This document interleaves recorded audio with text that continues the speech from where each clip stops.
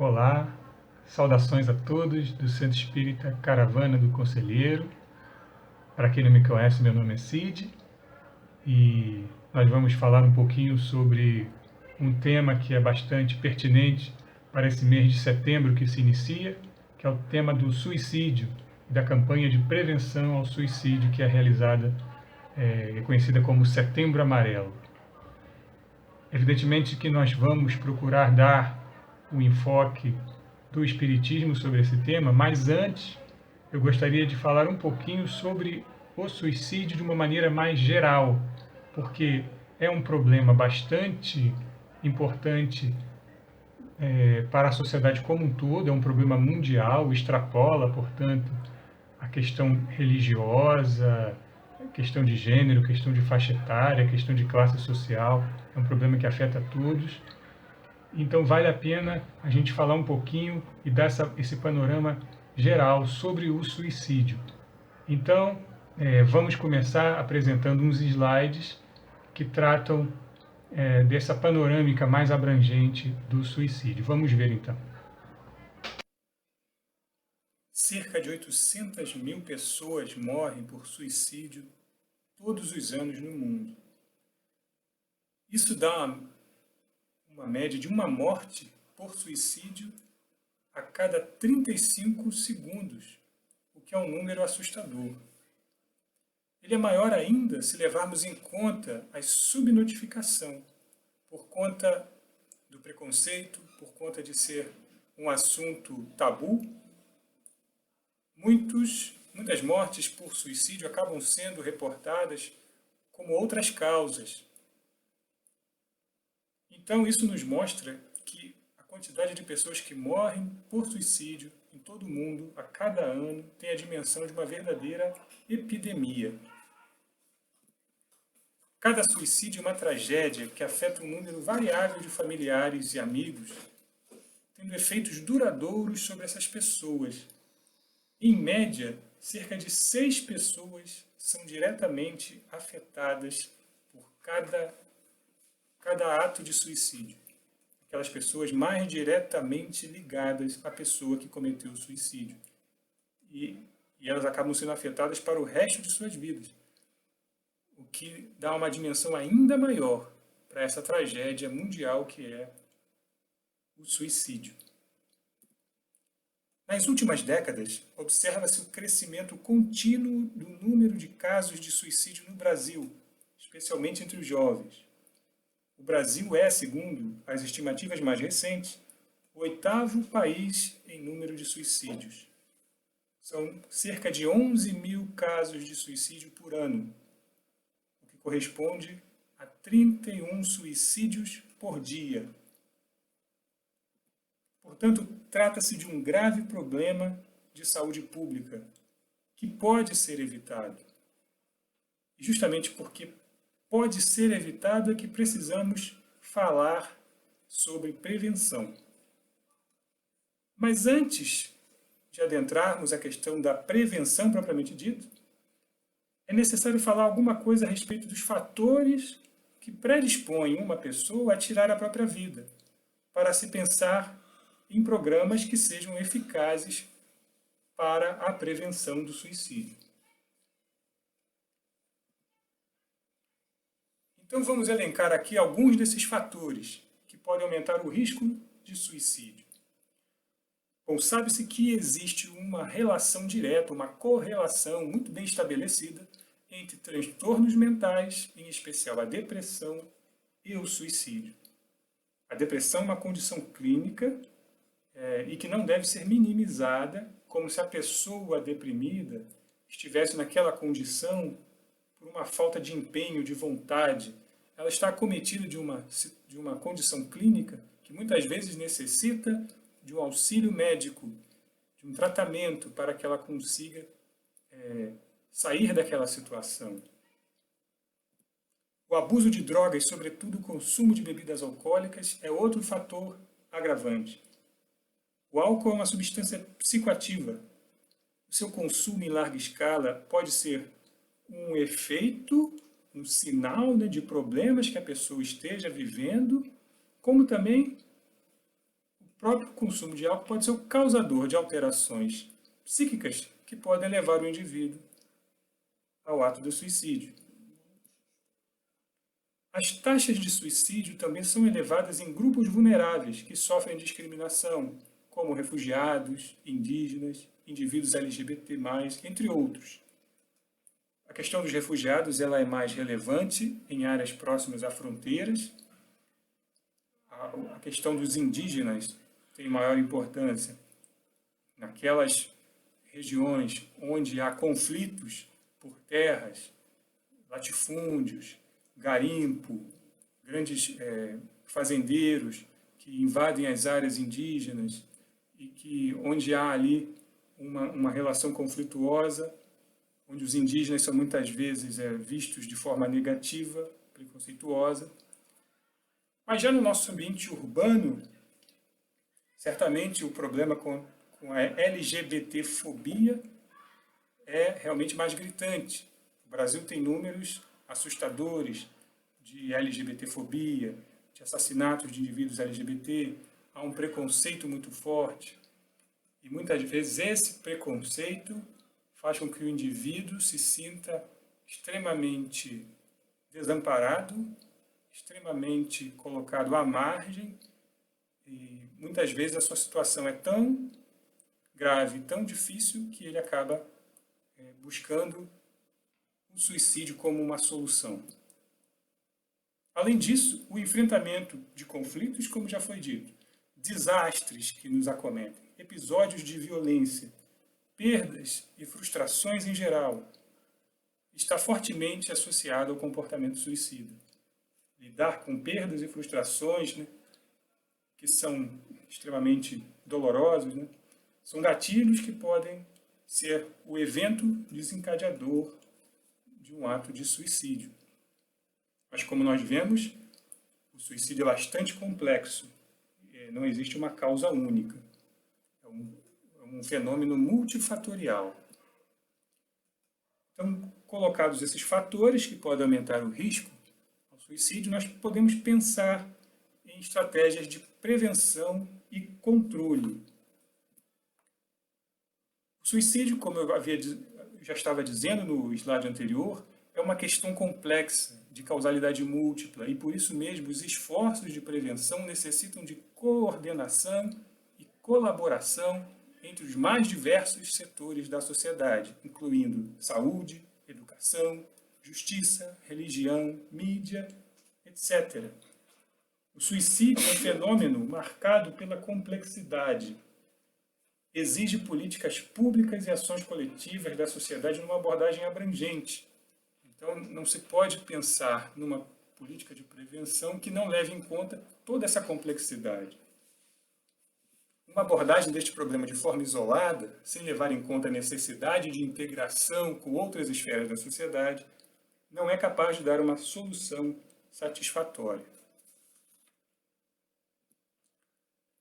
Bom, embora o suicídio seja um problema complexo que exige essa abordagem multidisciplinar, esse esforço conjunto de políticas de Estado e ações da sociedade civil organizada, há também a esfera da prevenção a nível individual. Nesse campo, podemos começar falando a respeito da importância de perceber o outro, a importância de termos empatia, de aceitar o outro do jeito que ele é, de acolhê-lo na sua dor, no seu sofrimento. E, portanto, é necessário superar os preconceitos que afastam o outro, que impedem que ele sinta a vontade, que faz com que ele não se abra, não conte dos seus problemas, não procure ajuda. E isso está intimamente ligado à segunda estratégia, que é manter o canal de diálogo aberto, que depende do passo anterior, de estar aberto à aceitação do outro, a acolhê-lo da forma como ele é, para que esse canal esteja aberto. Do contrário, se o indivíduo que tem ideações suicidas ele não se sente à vontade para compartilhar o seu sofrimento, as suas dores, os seus problemas, porque ele percebe um olhar crítico, porque ele percebe um comportamento preconceituoso, ele não vai se abrir e esse canal do diálogo não estará aberto. Portanto, não haverá condições de estabelecer um diálogo produtivo. Buscar ajuda profissional, médica e psicológica também é fundamental. Nós vimos como os transtornos mentais têm uma correlação direta com episódios de suicídio, tentativas e suicídios consumados. O profissional de saúde pode estabelecer a melhor estratégia para abordar em cada caso. Desestimular o consumo de álcool, porque o álcool é aceito, é naturalizado na nossa convivência. Muitas vezes não nos damos conta do risco que, para certas pessoas, esse consumo pode acarretar. E, finalmente, dificultar o acesso do suicida em potencial aos meios que lhe facilitam atentar contra a própria vida, como armas de fogo, instrumentos perfuro-cortantes, medicamentos, pesticidas, sacadas desguarnecidas, etc. Daí nós vemos como as coisas estão tão interligadas. A questão das armas de fogo não é apenas uma estratégia a nível individual, ela também diz respeito às políticas públicas de maior ou menor controle de posse de armas de fogo na nossa sociedade. Quanto mais flexibilizado o uso de armas de fogo, quanto mais fácil o acesso, maior o risco para todos, inclusive para aqueles que são suicidas em potencial. Então, nós precisamos sempre estar atentos a todas as variáveis que esse assunto tão complexo apresenta. Bom, agora que nós já vimos, então, essa visão mais abrangente dessa questão bem complexa do suicídio, vamos ver agora o que o Espiritismo tem a dizer sobre esse tema, o que o Espiritismo tem a contribuir para a prevenção ao suicídio.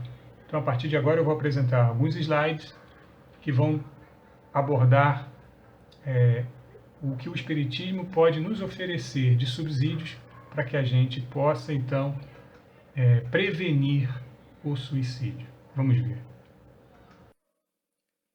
O que o Espiritismo, então, pode nos trazer para nos ajudar a prevenir o suicídio? Qual é a contribuição que ele pode dar? Então, a gente pode começar com essa passagem que diz que o homem pode amenizar ou aumentar o amargor de suas provas conforme a maneira pela qual encare a vida terrena. Tanto mais sofre, quanto mais longa ele considera a duração do sofrimento.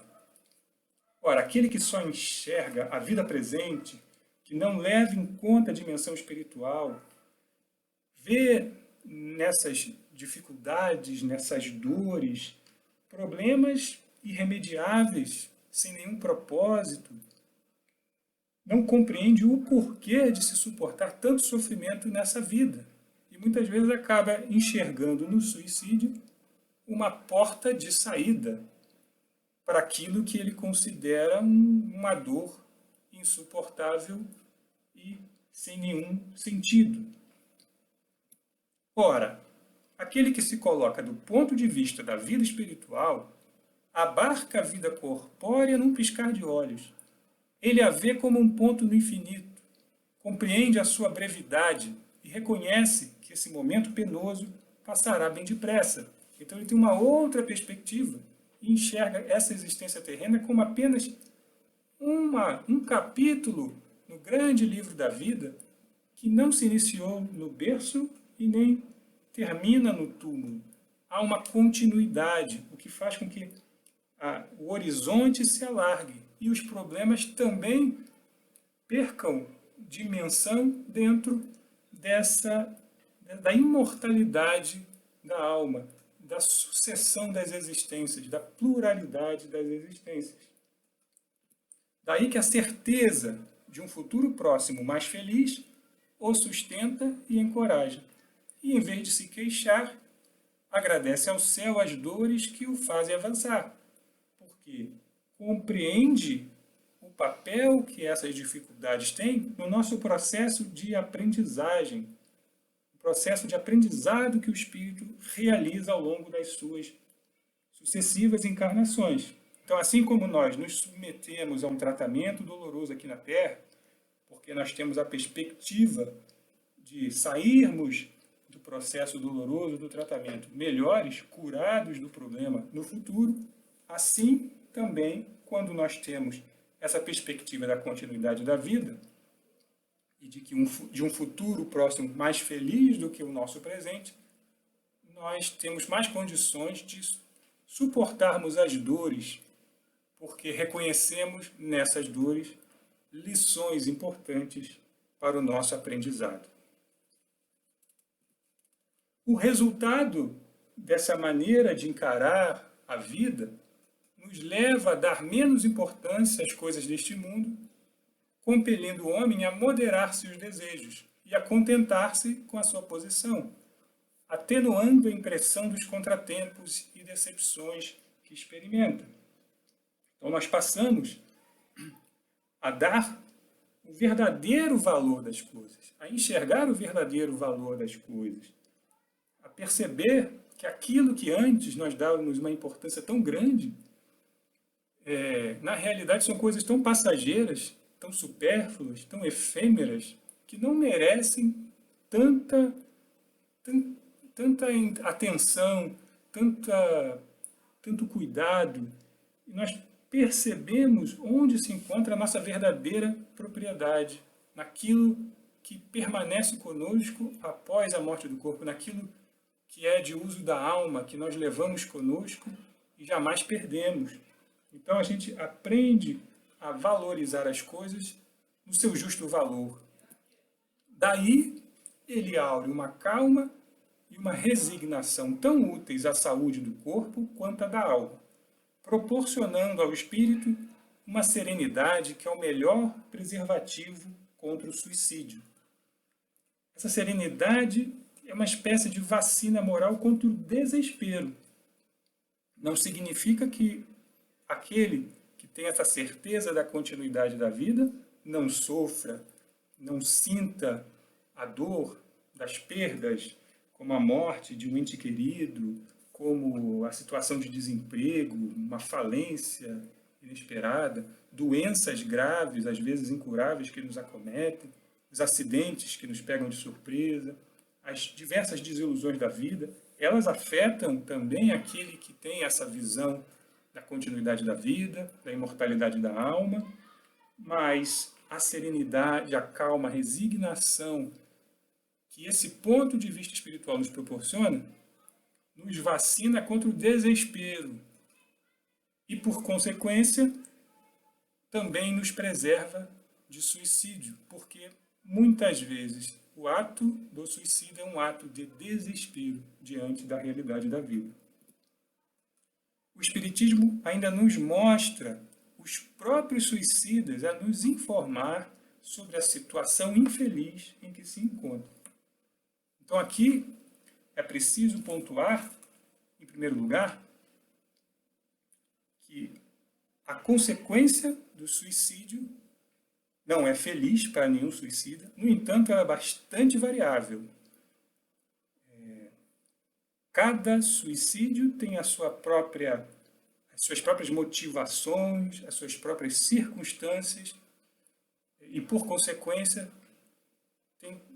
o resultado de cada uma dessas situações é distinto. O livro Céu e Inferno e a Revista Espírita nos mostram depoimentos diversos de suicídios em diferentes circunstâncias, que nos permite dizer que não há dois casos iguais de suicídio.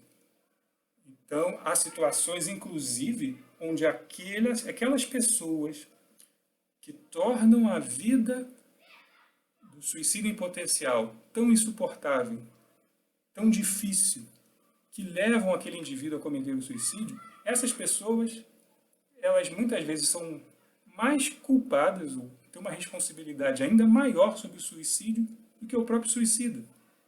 Porque elas infernizaram a tal ponto a vida da pessoa que acabaram tornando a vida dela praticamente insuportável. Mas o que nós podemos dizer que é comum a todos os suicidas é a frustração. Porque o que o suicida quer é acabar com o seu sofrimento. E, no entanto, buscando terminar com o seu sofrimento através da porta do suicídio, ele acaba se frustrando porque ele não consegue lograr êxito, ele não termina o seu sofrimento, ele acaba provocando ainda mais sofrimento. Então, a frustração é o traço comum que nós podemos dizer que afeta todos os suicidas, seja a circunstância que os tenha levado ao suicídio, seja ela qual for. Sempre há frustração, sempre há decepção. Então, podemos resumir assim, que o espírita tem vários motivos para contrapor a ideia do suicídio. A certeza de uma vida futura, na qual ele sabe que será tanto mais feliz quanto mais resignado haja sido na terra, porque a falta de resignação é uma prova de falta de fé na providência divina, de revolta contra os desígnios divinos, e, portanto, é uma falta que leva o indivíduo a colher as consequências inevitavelmente. A certeza de que, abreviando sua vida, chega a um resultado inteiramente oposto ao que esperava, libertando-se de um mal para cair noutro ainda pior. Ou seja, a dor não termina, ela na realidade se torna ainda pior. Que o suicídio é um obstáculo à reunião com aqueles que foram objeto do seu afeto e aos quais esperava reencontrar no mundo espiritual. Muitas vezes o suicida pensa que assim procedendo vai reencontrar mais rapidamente os seus parentes já desencarnados e, no entanto, o que ele provoca, na realidade, é um adiamento, é um afastamento, uma impossibilidade de reencontrá-los como ele gostaria. Enfim, por tudo isso, que o suicídio é contrário aos seus próprios interesses. Então, o suicida não consegue obter aquilo que ele esperava através do suicídio. Por isso ele se frustra. Por isso a decepção é o traço comum, como consequência a todos os suicidas. Então nós vimos aí essa contribuição importante que o Espiritismo tem a oferecer para a prevenção ao suicídio. No entanto, nós sabemos, pelos números que nós vimos desde o início da nossa apresentação, que o suicídio tem números bastante assustadores, né? Números de uma verdadeira epidemia. Significa dizer que a prevenção falha em muitas situações, por diversos fatores. E quando essa prevenção falha e quando o indivíduo, infelizmente, comete o suicídio, o que temos a fazer? Bom, do ponto de vista apenas da nossa existência atual, o que nós temos a fazer é dar o suporte que esses familiares, chamados sobreviventes do suicídio, né, aqueles que sofreram diretamente o impacto daquele que cometeu o suicídio, que essas pessoas possam receber o apoio psicológico, apoio afetivo que elas necessitam para que elas consigam retomar as suas vidas, que elas consigam reconduzir-se na vida de forma equilibrada e que possam superar essa dor bastante pungente, bastante grande. Mas para nós espíritas, a vida ela não acaba com o suicídio. Então, para nós, ainda há o que fazer com relação àquele que cometeu o suicídio. E o recurso da prece será exatamente a ferramenta que nós temos à disposição para nos aproximarmos, envolvermos aquele que cometeu o suicídio, mostrarmos a nossa solidariedade, o nosso carinho, a nossa lembrança. Então, separei aqui um slide para que a gente possa conversar um pouquinho sobre essa ferramenta da prece voltada especificamente para os suicidas.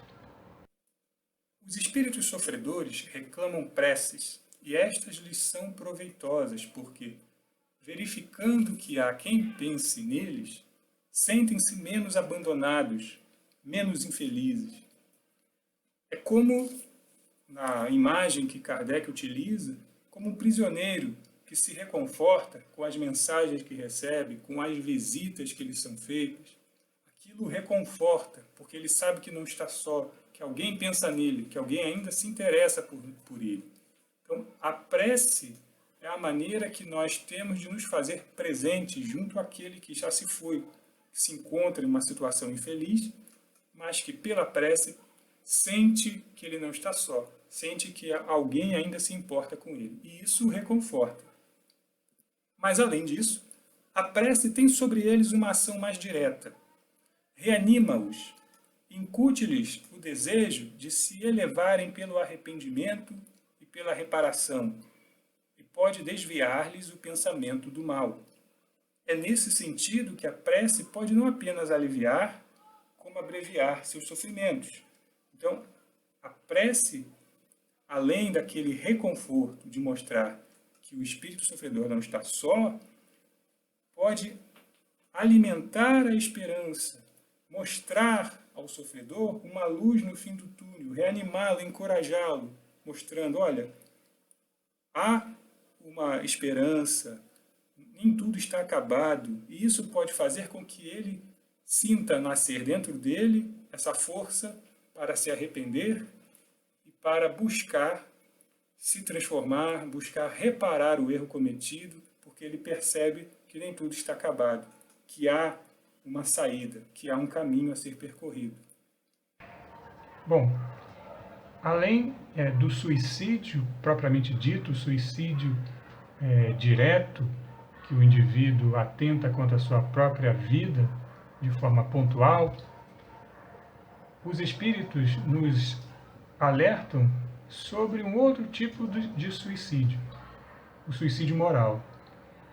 Então vamos observar nesse próximo slide que eu preparei do que se trata esse suicídio moral e as suas consequências para todos nós.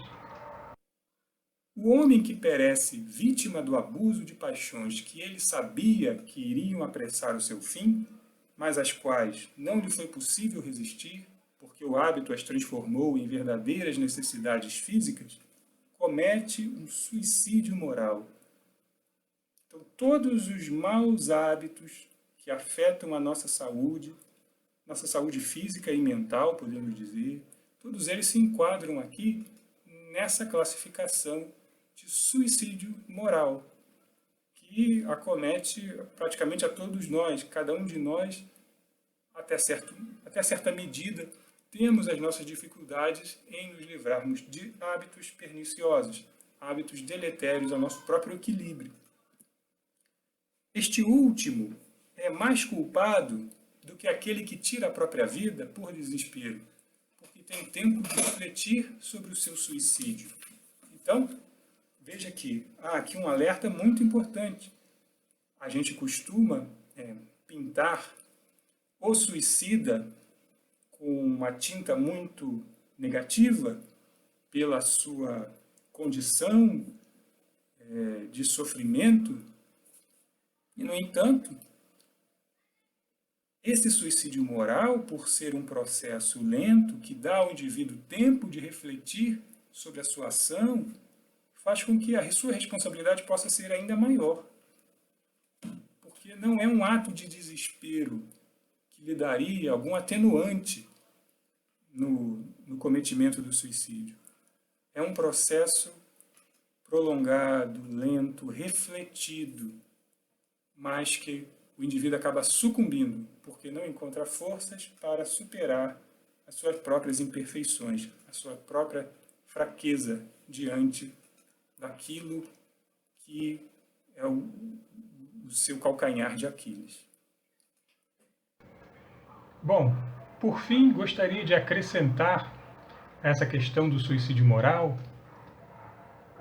um outro aspecto dos nossos maus hábitos, da nossa maneira de gerir a nossa vida, que é extremamente prejudicial, estou falando exatamente da maneira como nós lidamos com a natureza. É um verdadeiro suicídio ambiental que nós provocamos quando nós destruímos o ambiente no qual vivemos, destruímos o planeta, poluímos as águas que nos abastecem, nós desmatamos as florestas, reduzimos a sua riqueza de biodiversidade, que pode ser fonte de recursos valiosíssimos para alimentação, para a produção de medicamentos. Nós tornamos o ambiente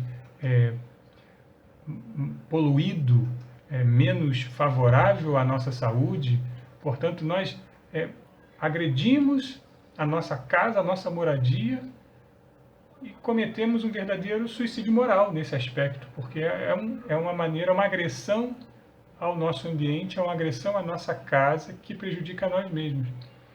E nós vemos as consequências desse comportamento deletério, produzindo lixo em grandes quantidades, produzindo produtos descartáveis e temos muita dificuldade em abrir mão de certos hábitos porque estão tão arraigados no nosso modo de ser, na nossa economia, né?